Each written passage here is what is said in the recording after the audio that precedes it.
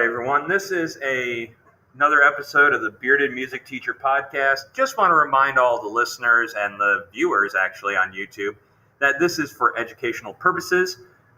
This is for my students who may want to re-listen to or watch again what I have presented, or maybe out of class at the time so they can catch up or study.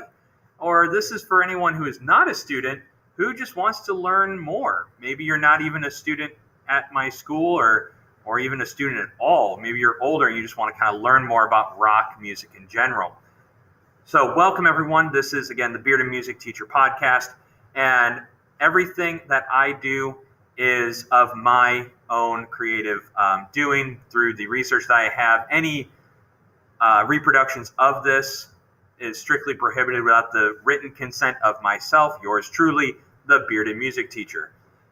So let's go ahead and dive into the topic for today, and that is the Everly Brothers. Last time we talked about Phil Spector, Leiber and Stoller. Those guys are huge, but another big, and that's the behind the scenes. Now we're talking today about the people out front, the guys who are performing. So they emerged in 1957. So they started during the first wave of rock, and they really helped get that going and still stayed around after the first wave of rock as a very, very, very secondary type thing. And after 1985, and perhaps in reaction to the controversy surrounding the first wave of performers due to the payola scandal, this group of rockabilly popsters that the Everly Brothers are a part of seemed eager to please teen audiences without offending parents or authorities. You'll see this between the payola scandal that happened in the United States from 1959, 1960 to Beatlemania, really, and a little bit points further past Beatlemania when they come to the shores, really in 1963, 1964. Where we have these rockabilly artists that really tone down their image to more of a pop-oriented image. And these easygoing rockabilly guys sounded like smoother rock, if you will. Kind of country, really. But they first hit big with their first single, Bye Bye Love, and it raced up all three charts. So they were really big success in all three, pop, country, and R&B. Hitting number one on the country and western charts, hitting number two on the pop charts, hitting 5 on the R&B charts. That's what the Bye Bye Love ended up charting at and peaking at. The duo did sign with Columbia Records in 55, so it took them 2 years, really, to get anywhere traction-wise, really. And they each wrote songs that became hits. So both Don and Phil Everly, those are the brothers, Don Everly and Phil Everly, they wrote their own songs. So Don wrote Till I Kissed You, which went 4 on the pop charts, 2 in the R&B charts, and 8 in the country charts in 1959. And Kathy's Clown, which is another one that is not so much covered. Till I Kissed You was one that is a little bit more better known. And that was number 1 in the pop charts, number 1 in the R&B charts in 1960. And So Sad to Watch Good Love Go Bad. So you might find it as So Sad by the Everly Brothers.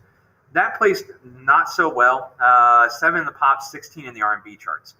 So they had like a mid-run. And Phil Everly, wrote When Will I Be Loved? And that's a great song that's very reflective, and it's nice. It actually went 8 on the pop charts in 1960. So I think Don really had a better go at writing music. He just had a better thing. But they had this harmony about them that if you would go look at them, they're very familiar, very similar to Simon and Garfunkel later on when we talk about them in the same era. They're really in the same kind of moment. But Simon and Garfunkel looked at the Everly Brothers and went, wow, that's really what we want. That's what we want to model ourselves after. You also hear the harmonic structure in the Hollies, which is a British invasion band, kind of secondary, just behind the Beatles.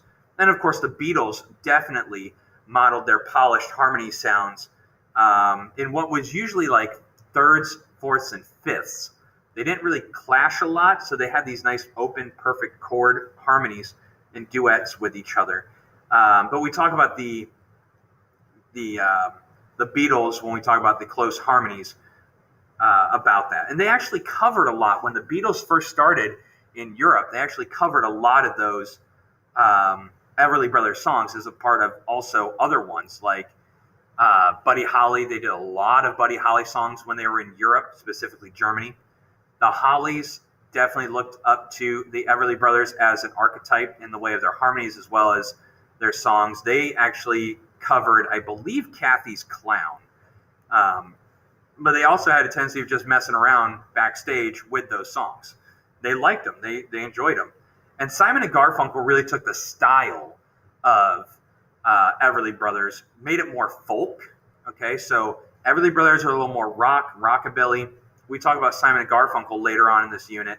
And Simon and Garfunkel are more of the folk artists. So if you think back to Peter, Paul, and Mary, they're more like that, but have the same idea sound-wise as the Everly Brothers, but folk. It's something we have to hear, and I would highly recommend that you check them out before you do that podcast. But anyways, that's just a little bit about the Everly Brothers. There's not a lot with the Everly Brothers when I go to teach it. It's a lot of listening, and we look at the harmonic structures. So I would suggest Bye Bye Love is the big one. Kathy's Clown would be the next one.